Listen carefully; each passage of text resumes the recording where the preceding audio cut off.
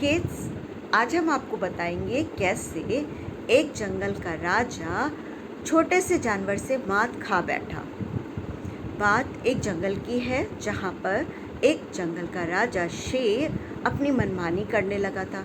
कितने भी जानवरों को मार देता था अपनी भूख मिटाने के लिए, और इस तरह से जंगल के जानवरों की संख्या कम होने लगी।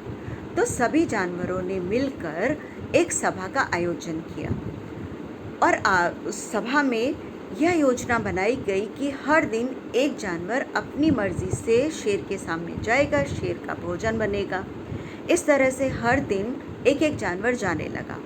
कुछ दिनों के बाद एक खरगोश की बारी आई।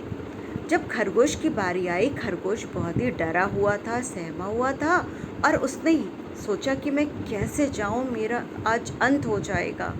करते करते करते करते वो बहुत देर के बाद शेर के सामने पहुंचा। तब तक शेर की भूख के मारे आंतें कुलबुला रही थी। शेर गुस्से में बोला कि अरे, तुम्हें इतनी देर कैसे लगी? मैं भूख के मारे मर रहा हूँ और तुम इतनी देर के बाद आए हो। खरगोश ने सोचा कि शेर बहुत गुस्से में है, वो डर गया, लेकिन उसने हिम्मत से बोला, अरे राजा जी, रास्ते में मुझे दूसरा शेर मिल गया था। वो कह रहा था कि मैं ही असली राजा हूँ, तो मुझे उसके साथ रुकना पड़ा। लेकिन मैंने उसको समझा दिया कि भाई, असली राजा तो हमारे वो राजा हैं जिनके पास मैं जा रहा हूँ, तुम कोई असली राजा नहीं हो।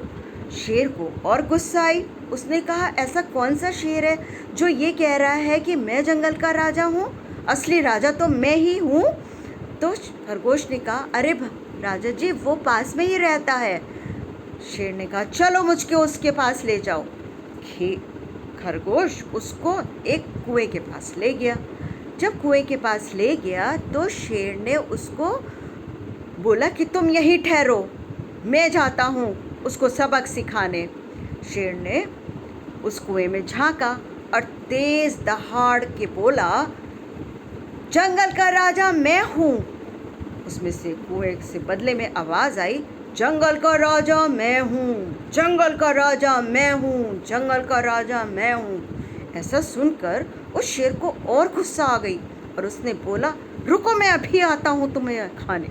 और वो बिना कुछ सोचे समझे उस कुएं में कूद पड़ा, और जैसे ही कूदा, कुआं इतना गहरा था कि वो वापस आ ही नहीं पाया और उसका अंत हो गया।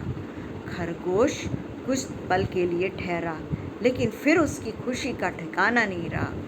जब सारे जानवरों ने देखा कि खरगोश वापस आ गया है, उन लोगों ने उस खरगोश के सोच पर, उसके अपने आत्मविश्वास पर बहुत ही उसकी बड़ाई करी और बोला कि हमें विपरीत परिस्थितियों में भी अपना मानसिक संतुलन कभी नहीं खोना चाहिए। इस तरह से पूरे जंगल में शांति का राज हो गया। तो किड्स, यदि आपकी कोई और प्रिय कहानी है तो मुझे लिख दीजिए, मैं आपको सुना दूंगी। Thank you.